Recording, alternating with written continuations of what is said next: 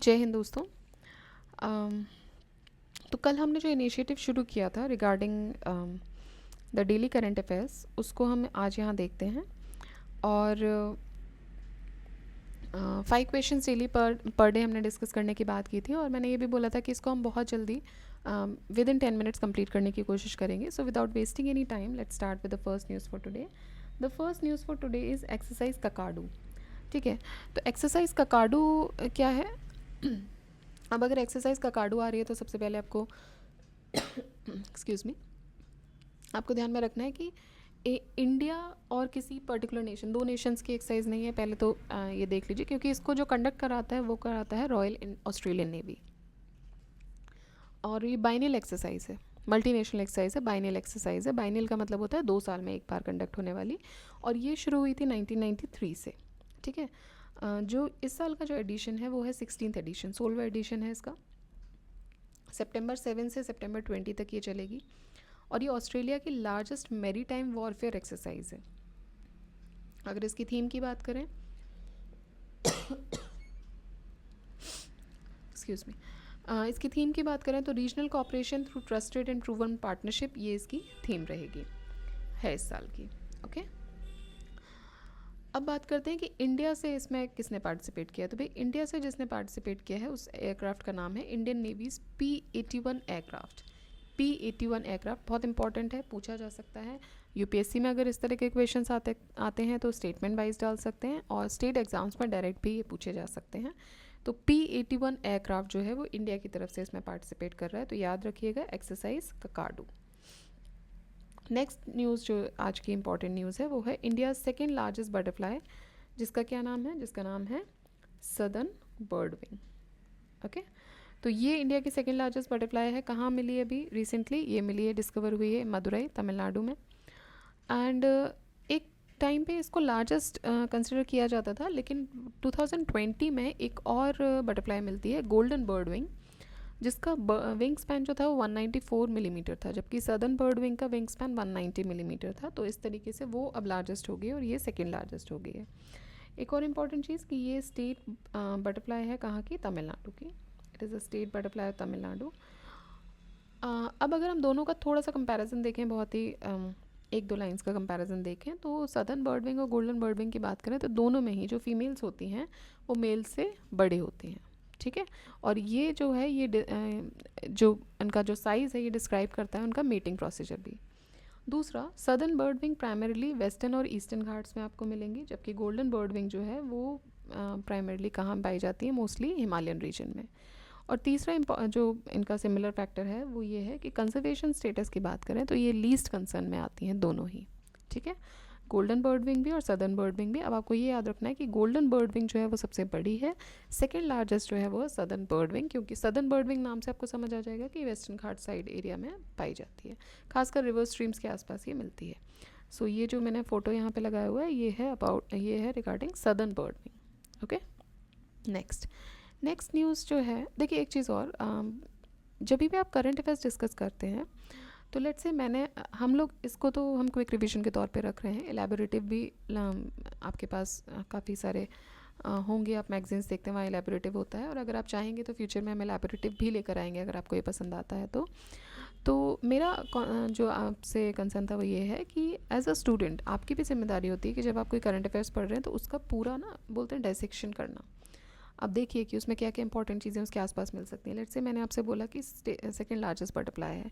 अब देखिए किस रीजन में और कौन कौन सी बटरफ्लाई हैं जो न्यूज़ में रही हैं बिकॉज ऑफ सम रीज़न, या तो वो किसी की स्टेट बटरफ्लाई हो सकती है, जो भी न्यूज़ में रही हैं। आई एम नॉट सेइंग कि जितनी स्पीशीज़ हैं आपको सब पढ़नी है। फिर यहाँ मैंने डिस्कस कर लिया कि लीस्ट कंसर्न है, अगर नहीं किया होता तो ये आपकी जिम्मेदारी होती है कि अगर आप कोई भी स्पीशी पढ़ रहे हैं तो आप उसका IUCN स्टेटस भी देखिए, चेक कीजिए क्या है इसका।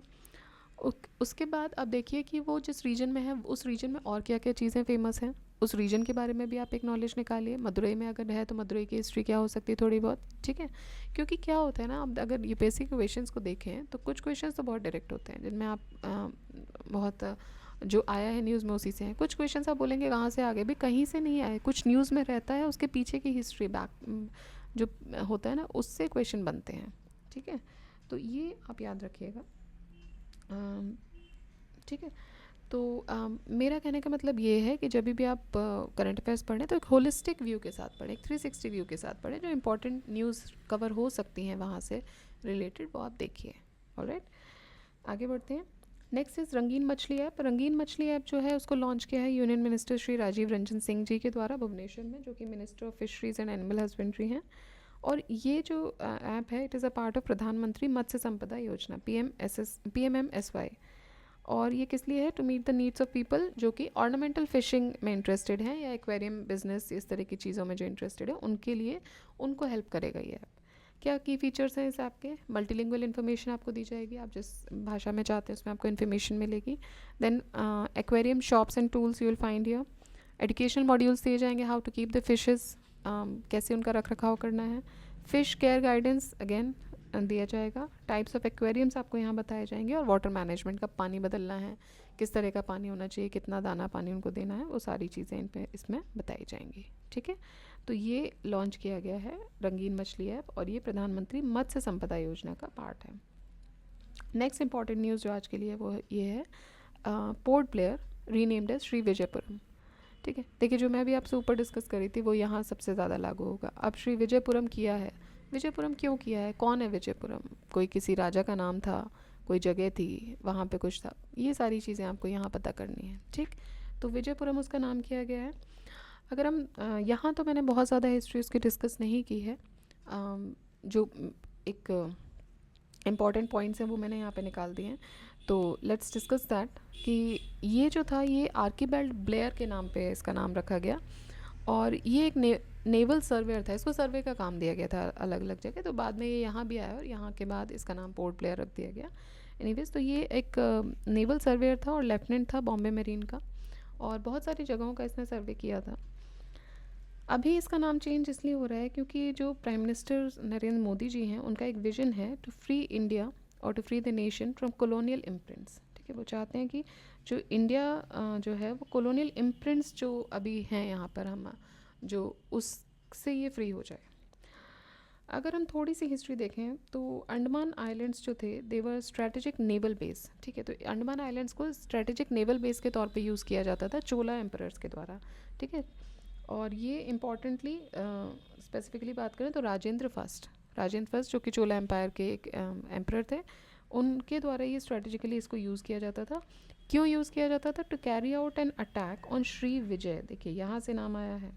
श्री विजय एक जगह थी जो कि अभी इंडोनेशिया में है, उस पर ये अटैक करते थे। ठीक है, वहाँ पे उन्होंने अटैक किया, एक बुद्धिस्ट किंगडम था वो, एंड ही कैप्चर्ड किंग संग्राम विजय ओटुगन वर्मन, और वहाँ से उन्होंने बहुत सारा ट्रेजर भी लूटा, बहुत सारी धनराशि वहाँ से लूटी from this empire, including the Vijaydhar Toran. Vijaydhar तोरण क्या था? ये जो श्री विजय था उसका वॉर गेट था। मतलब मैंने बताया ना, जब विजयनगर एम्पायर में भी जब हम देखते थे हम गोपुरम्स पढ़ते थे, तो उसी तरह की चीज़ें वहाँ भी बनाई गई होंगी। तो विजय तोरण था, मतलब कि एक दरवाज़ा था, एक वॉर गेट था श्री विजय का, तो उसको विजय किया चोल एम्पायर ने।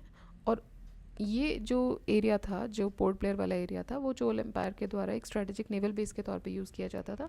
तो यहाँ से ये नाम निकाल के लाए हैं और इन्होंने इसका नाम रखा है श्री विजयपुरम, मतलब कि विजय की थी, श्री विजय की जब जीत कर उसको लाए तो उसके नाम पे यहाँ का नाम रखा गया है श्री विजयपुरम। ठीक है, तो अब इसके आसपास की जो हिस्ट्री है आप एक बार गूगल कीजिएगा, आप भी देखिएगा, और अगर कुछ ऐसी इन्फॉर्मेशन है जो ज़्यादा इंपॉर्टेंट हो सकती है और जो मिस हो गई है उसको आप प्लीज़ कमेंट बॉक्स में बताइएगा।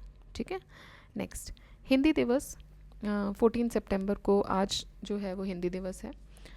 तो इसकी थीम की बात करें तो इसकी थीम है Hindi, the bridge between traditional knowledge and artificial intelligence. और ये और भी इम्पोर्टेंस रखता है क्योंकि ये 75th ईयर है since Hindi was made the official language of India by the constituent assembly, और ये कब बनी थी? 1949 में। अगर हम देखें तो अपार्ट फ्रॉम इंडिया जहाँ पे हिंदी ओरिजिन हुई, इसके अलावा भी कुछ और देश हैं जिसने हिंदी को एज ऑफिशियल लैंग्वेज या किसी भी तरीके से अपनाया है।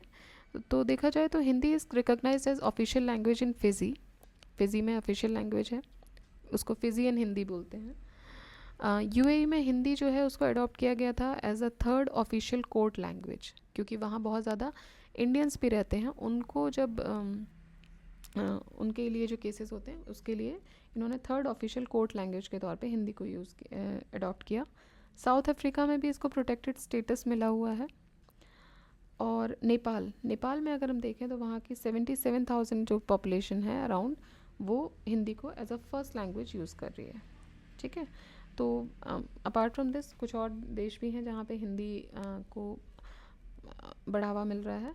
तो ये एक तरीके से एक ब्रिज का काम करेगी बिटवीन द ट्रेडिशनल लैंग्वेज, और आज के दिन बहुत सारी इन सारी जगहों पर खासकर बहुत सारे कल्चरल प्रोग्राम्स भी होंगे रिगार्डिंग हिंदी। ऑलराइट, तो ये हो गया हमारे आज के 5 इंपॉर्टेंट न्यूज़। एंड आज का क्वेश्चन ऑफ द डे देख लेते हैं। आज का क्वेश्चन ऑफ द डे है what is the name of the joint exercise held between Oman and India बाइनली।